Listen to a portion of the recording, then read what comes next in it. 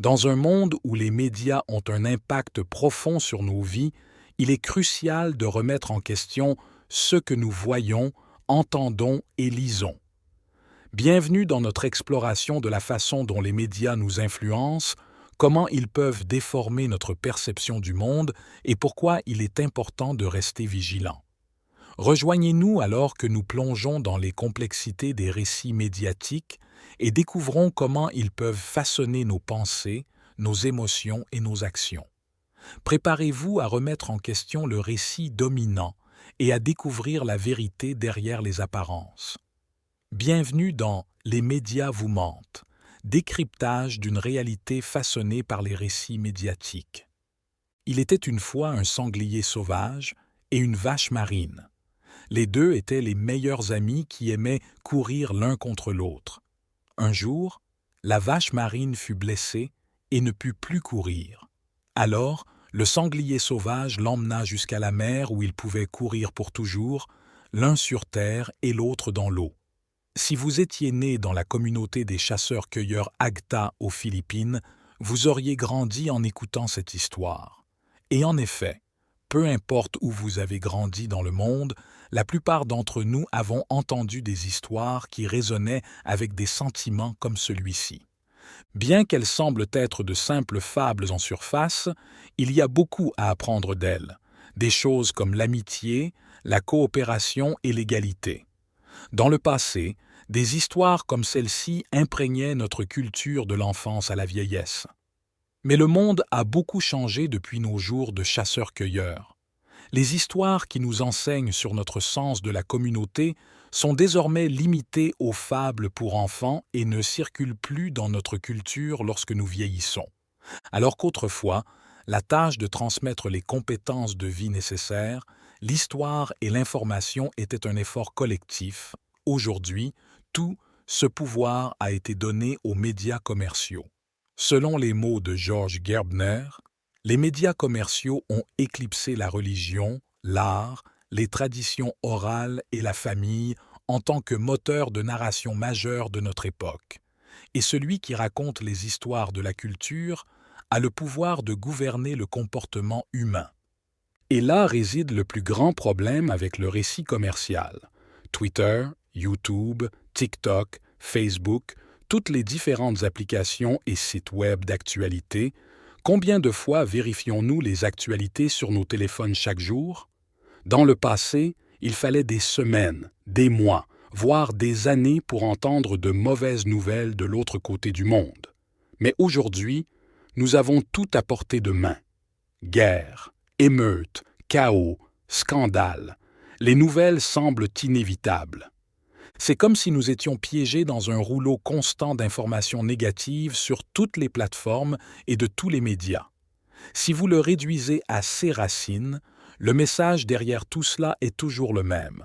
Un message qui joue sur nos émotions et instille la peur dans nos cœurs en nous avertissant contre un monde rempli de gens qui veulent nous faire du mal, des idéologies qui menacent les nôtres et des événements inattendus qui sont censés nous maintenir en alerte maximale. Mais le monde est-il vraiment aussi mauvais que les médias de masse veulent nous le faire croire? Ou souffrons-nous du syndrome du monde méchant? Dans les années 1970, le docteur George Gerbner a inventé le terme « syndrome du monde méchant » en menant des recherches sur les effets du contenu liés à la violence sur notre vision du monde. 6 résultats ont montré qu'un régime alimentaire riche en violence, que ce soit par le biais du divertissement ou des actualités, peut conduire à une sorte de biais cognitif qui nous fait percevoir le monde comme plus dangereux qu'il ne l'est réellement. Ce qui est le plus intéressant dans les recherches de Gerbner, c'est que cela n'a pas d'importance si nous savons que le contenu que nous consommons est factuel comme un reportage d'actualité ou fictif comme un film. L'effet est le même. Lorsque nous sommes constamment bombardés d'informations négatives, nous commençons à développer une vision du monde qui est hautement sceptique, méfiante et pessimiste. Dans le cadre de cette étude, Gerbner a estimé que l'enfant américain moyen aurait regardé plus de 8000 meurtres à la télévision avant l'âge de 12 ans. Considérez le fait que Gerbner a mené cette recherche dans les années 1970, lorsque l'influence des médias et leur portée étaient nettement plus limitées, et vous pouvez imaginer à quel point cela a dû être grave. Combien de meurtres, réels ou fictifs, pensez-vous qu'un enfant aurait lu, vu ou entendu dans les médias avant l'âge de 12 ans? 8000 ou 8 millions? Si c'était le seul problème avec les médias, alors peut-être que ce ne serait pas si horrible. Après tout, si de mauvaises choses se produisent, elles doivent être signalées, n'est-ce pas? Eh bien, oui. Mais Gerbner a dit quelque chose lors de son témoignage devant un sous-comité du Congrès américain en 1981 qui vous glacerait le sang. Les personnes effrayées sont plus dépendantes, plus facilement manipulables et contrôlables, plus susceptibles d'adhérer à des mesures de plus en plus simples, fortes, dures et radicales. Se pourrait-il que les médias soient conçus pour nous servir les pires nouvelles, pour nous instiller la peur, afin que nous puissions être plus facilement contrôlés par les puissants? Ce point devient encore plus plausible lorsque l'on considère le fait que 90% des médias aux États-Unis sont contrôlés par seulement 6 entreprises. Cela signifie qu'environ 232 cadres des médias décident de la grande majorité des informations présentées aux Américains, qui sont ensuite transmises dans le monde entier. Disons que la situation n'est pas aussi sinistre que cela et que nous ne sommes pas subversivement contrôlés par des génies du crime. À tout le moins, CNN, Fox et tous les autres médias veulent une chose, notre attention. Et certains d'entre eux feront tout pour l'obtenir. Les gens sont plus susceptibles de prêter attention et de se souvenir des aspects négatifs. Les médias le savent. C'est pourquoi vous trouverez plus de nouvelles négatives que de nouvelles positives dans vos flux. C'est polarisant, engageant et nous maintient collés à nos écrans, ce qui se traduit par plus de revenus pour les annonceurs qui paient littéralement pour notre attention. Et une fois que nous commençons à prêter attention, les algorithmes des médias sociaux prennent le relais et tout à coup, nous sommes constamment nourris d'actualités qui confirment nos croyances et renforcent davantage nos points de vue déjà biaisés. Il n'est pas un secret que le contenu controversé, le contenu qui déclenche une réponse émotionnelle, est le contenu qui fonctionne le mieux, est le plus partagé et circule le plus longtemps. Donc, que nous le voulions ou non, nous sommes bombardés d'un défilement sans fin de contenus polarisants qui ne fait qu'accroître encore plus notre scepticisme sur le monde qui nous entoure et notre méfiance envers quiconque ne partage pas exactement les mêmes croyances. Ce type de reportage et ces types d'histoires que nous propageons dans notre société finissent par nous diviser au lieu de nous rassembler comme le faisaient les histoires anciennes. La triste réalité est que le monde empire ou non, les médias nous feront presque toujours croire qu'il en est ainsi, simplement parce que c'est bon pour les affaires. La vérité, qui devrait être une représentation impartiale des faits, n'est plus au cœur du reportage d'actualité. L'histoire est devenue beaucoup plus importante, et les histoires qui suscitent des émotions négatives obtiennent souvent plus de visibilité, de réactions et de revenus publicitaires. En conséquence, les problèmes qui sont constamment décrits dans les films, les médias d'information et sur les médias sociaux sont sans cesse exagérés au point où nous pourrions sentir que c'est désespéré de faire quoi que ce soit à leur sujet. Ce qui est pire, c'est que cette exposition constante à des informations négatives, poussées sans relâche par des algorithmes obsessifs, peut perturber le cerveau au point qu'il devient presque impossible de différencier entre un fait excitant et une fiction palpitante. Une étude menée par 3 chercheurs du MIT en 2018 a découvert que les fausses nouvelles se propagent sur Twitter beaucoup plus rapidement, plus loin et plus profondément que la vérité. La recherche a également révélé que cette désinformation n'était pas propagée par des robots, mais par des utilisateurs humains réels, comme vous et moi, retweetant.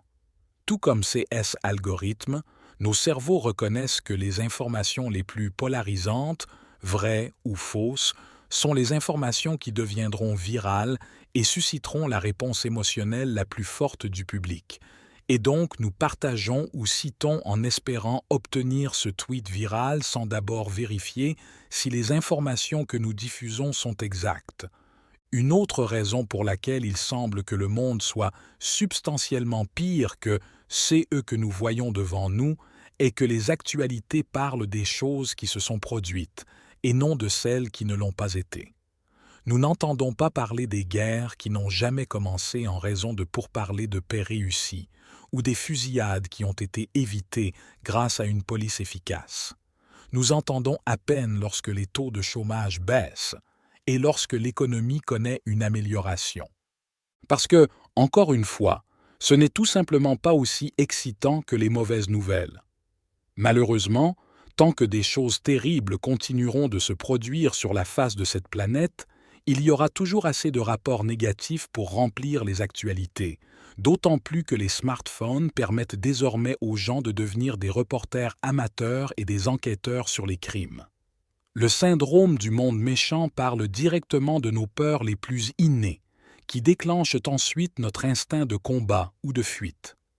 Lorsque nous regardons un reporter couvrir une zone de guerre, une fusillade dans une zone résidentielle ou une menace terroriste, notre corps devient naturellement inondé d'hormones et de produits chimiques conçus pour nous maintenir en alerte maximale afin de nous protéger du monde méchant et mauvais. Bien que ces caractéristiques de survie étaient essentielles à notre époque de chasseurs-cueilleurs, aujourd'hui, tout ce qu'elles parviennent à faire, c'est entraîner de l'anxiété, du stress et même des traumatismes. Mais le monde n'est pas aussi mauvais que nous le pensons, seulement les histoires le sont. C'est pourquoi pour combattre le syndrome du monde méchant, nous devons reprendre le contrôle de notre façon de penser, de ressentir et de réagir au flux constant de nouvelles négatives ou violentes qui nous entourent. La vérité est que le monde d'aujourd'hui est bien meilleur qu'il ne l'a jamais été. Ne vous méprenez pas, l'humanité est loin d'être parfaite. Il y a encore des conflits dans de nombreux endroits du monde, des problèmes de droits de l'homme que nous devons aborder, des problèmes de changement climatique que nous devons résoudre. Mais le monde n'a jamais été aussi bon qu'il l'est actuellement, du moins pour la plupart d'entre nous.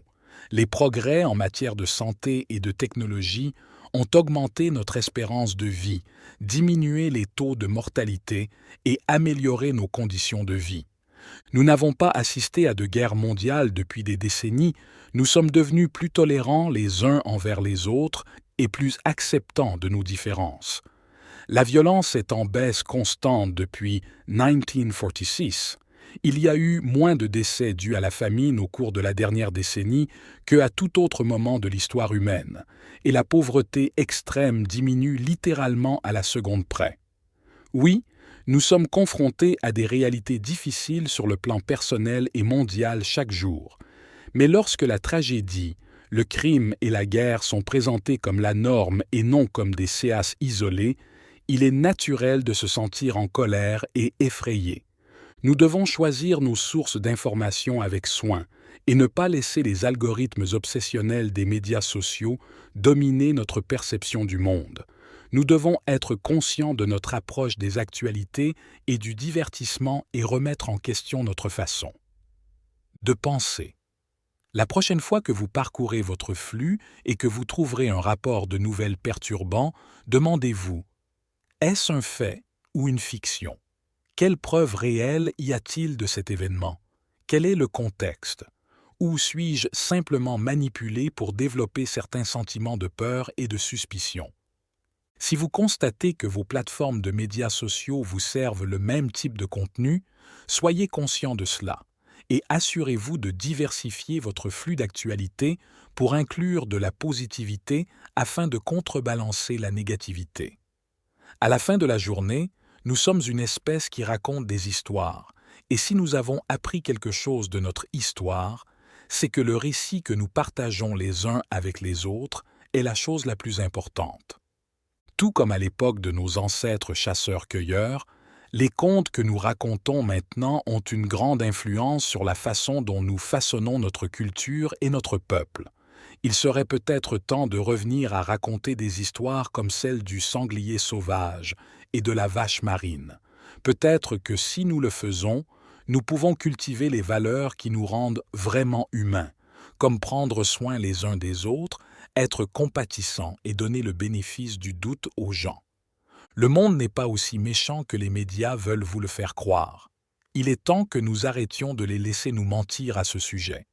Alors que nous arrivons à la fin de notre voyage à travers le paysage médiatique, il est clair que les médias ont un pouvoir immense sur la façon dont nous percevons le monde qui nous entoure.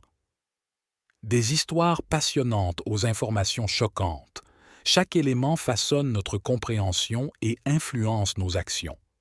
Mais comme nous l'avons vu, il est crucial de ne pas prendre tout ce que nous voyons et entendons pour acquis.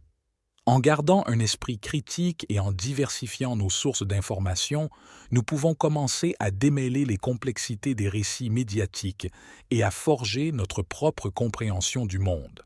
Alors, continuons à questionner, à réfléchir et à rester conscients de l'impact que les médias ont sur nos vies. Car seulement ainsi, nous pouvons espérer voir au-delà des mensonges et des manipulations, vers une réalité plus éclairée et plus juste pour tous. Merci de nous avoir accompagnés dans cette exploration. À bientôt.